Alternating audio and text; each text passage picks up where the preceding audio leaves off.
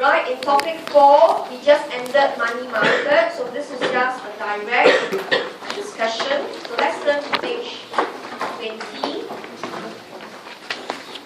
This is a quick recap.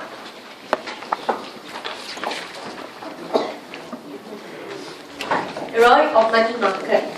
So this is what you saw just now in topic 4, page 27 to 28. So I actually put it inside here as a quick recap. So I'm not going to teach all over again, right? But just now, this is the curve you drew, right? The downward sloping money demand function.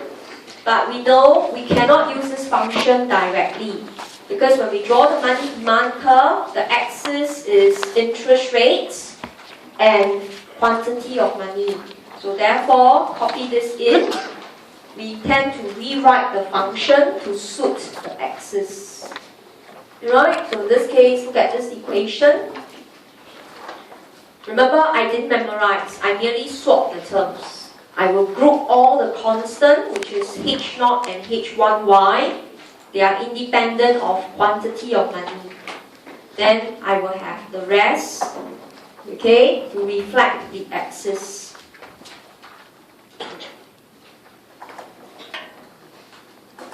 Okay, so in other words, to start the LM discussion, you first must know Keynes money demand, how it looked like. Right, so like what we did just now, we understood the line was downward sloping.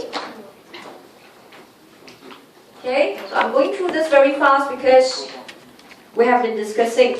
So from here you can gather it is with a slope 1 over H2.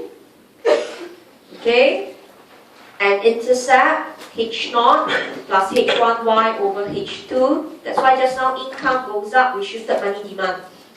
Okay, that was in page 27. So factors that shift money demand is H0 and Y. And Y will be commonly discussed in the exam. So as you actually copy this down, if they are really alien to you, you have no sense what's happening, it tells you you better go back to topic 4, study Keynes money demand. Right? Because this is the anchor point to understand the LM function. So you must first know the money demand function. Okay, so slope is 1 over H2. And for convenience, we assume H2 is constant. That's why we draw a straight line. Right? But you will see that in a lot of textbook, H2 is not constant. Okay? Then, money market, of course, it will include money supply, C plus D. That's why I mentioned, if you don't know M times H, you don't know what is M, you don't know what is H, you won't die one. You just know money supply is C plus D. Focus is D. Money grow through deposits, not through printing. Okay? And in this case, what will cause money supply to change is just OMO. So we will not discuss government printing money for money supply. We will talk about government buy and sell bonds, open market operation.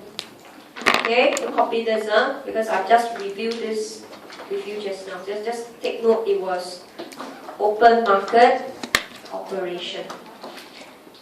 Okay, so we have money demand, a quick recap, money supply, C plus D, focus on D, how money grow through D and through government.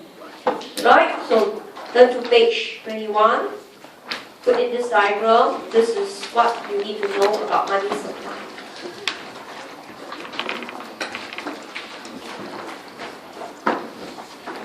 Right, so money supply can change. So draw the initial money supply first.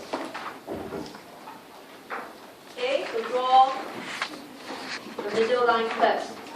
So this is your initial money supply, MS over P1. Okay, then the amount here would be M over P1. This is called money stock, quantity of money in the country. So money supply can change, not through printing, but through government. So if government exercise OMO, let's say government buy bonds, money supply will increase. So if you are not sure why, again, go back topic 4. So since the money supply is vertical, when we say money supply increase, it will just go rightwards, where the quantity became M over P2. Okay, so government buy bonds, money stock will grow through deposits. Okay, then conversely, if government were to sell bonds, or sometimes we use the term securities, okay, this will diminish deposits because we pay government. So money supply shift left. Then this will become M over P3. The amount of money, we call it money stock or quantity of M, will shrink. Okay, and those of you who have finished, okay, you can put in diagram 4, the one that you just drew. Right? This is what I meant. We literally repeat page 27 all over again. But it's not just repeating, but highlighting to you the importance why you need to know these concepts very well.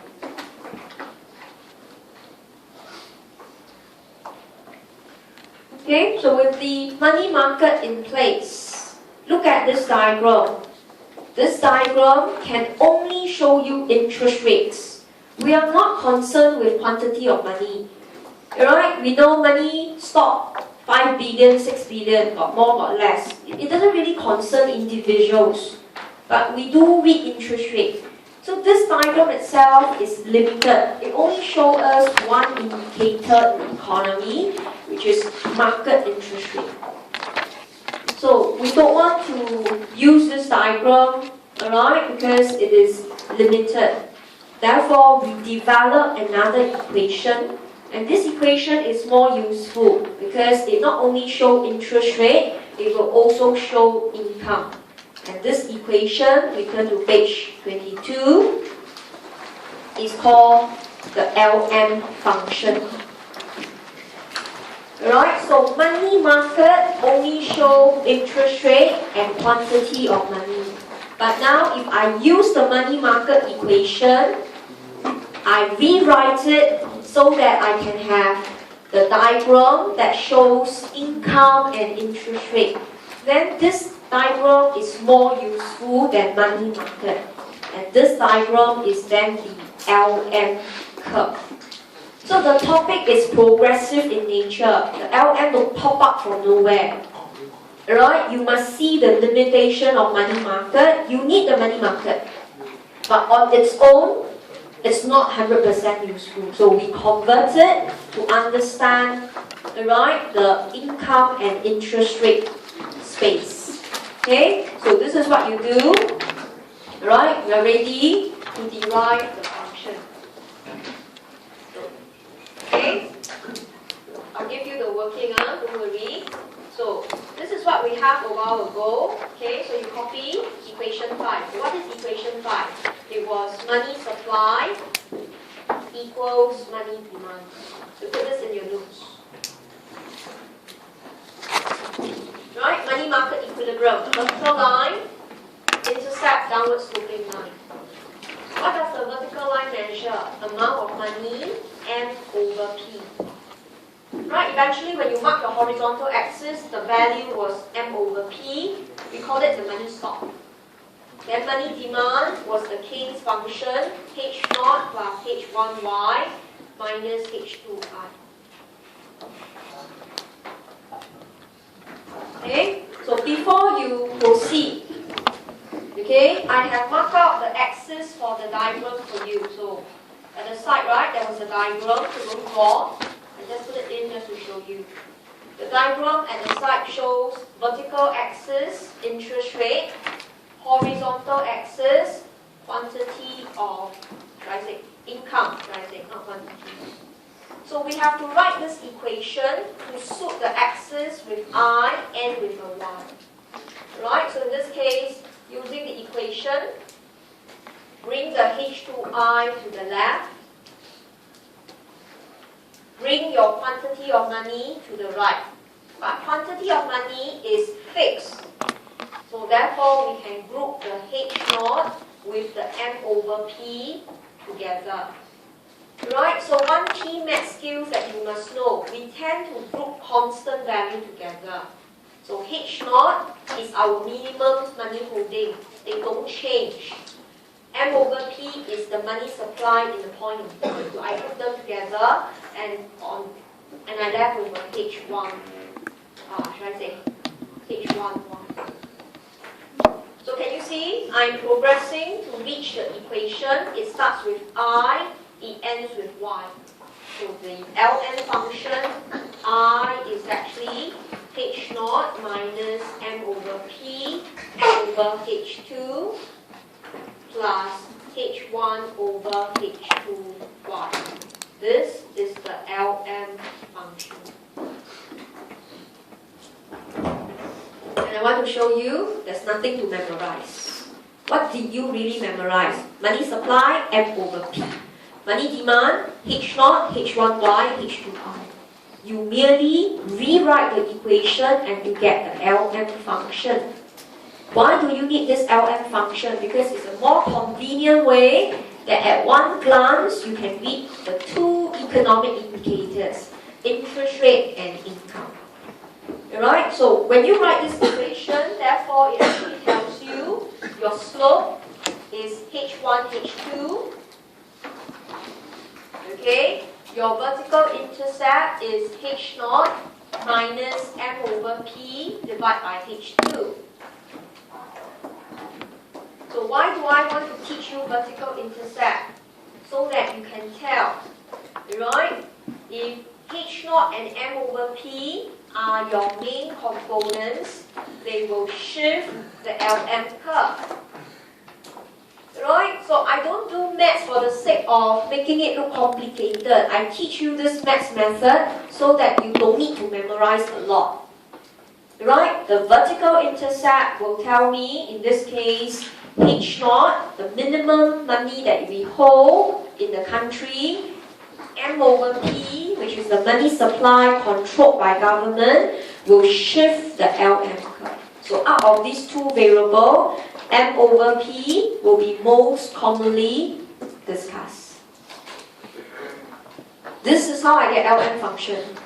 So now you recall maybe 2 years ago or last year. To you, Ln was a horrendous equation. You don't know what's happened. You memorize. And you kill yourself flat. You don't even know why the curve shifts. But now I showed you the very systematic approach. Where did it came from? Money market. Merely rewrite the equation. Okay, so now we are ready to draw the curve. Okay, but something we need to take a note about the vertical axis. Right, okay, or the vertical intercept. So copy this on top of the diagram first. Okay, we rewrite. The vertical intercept is H0 minus M over P divided by H2. Okay, H0 is minimum money holding. Nowadays, H0 is getting smaller and smaller the more we believe in cashless transaction. M over P is the amount of money in the country. And therefore, H0 must always be less than M over P. It cannot be equal. If it is equal means we don't trust the banks. Money supply are all in our hands. The banks collapse. Then the money demand function is invalid. So it can't happen. So looking at the vertical intercept, since H0 is always less than M over P, the vertical intercept is negative. So what does this mean? Okay, so I'll draw to show you. This was your diagram. This is what I want you to do. Okay, I've drawn for you the axis. Take your hand, extend the axis a little bit to the bottom. Okay, put in a 0. This is already weak. 10. All of you should know in the economy, they cannot have zero interest rate on. So the line cannot go and touch the horizontal line. Right? It is actually not allowed. No country can have exactly zero interest rate. So how then will we draw the line? We know the intercept is negative. So here we just put a point here. Okay? This is the vertical intercept. Slope is H1, H2. They are constant. Alright, if you look at your money demand function, H1, H2 measures how much we respond to income and interest rate. So they are constant. So we know we're going to draw a straight line. This straight line is upward sloping because the sign is plus. So how do we draw this line? Okay, this is what I do. I put my ruler at a VI. I know it's upward sloping, but it cannot touch the zero axis. I will just draw like that. This is my L. Okay, so if you want to, you put dotted line, you could see. We don't draw the dotted line at all. Because number one, there is no such thing called zero interest rate. Naturally, there is no such thing called negative interest rate.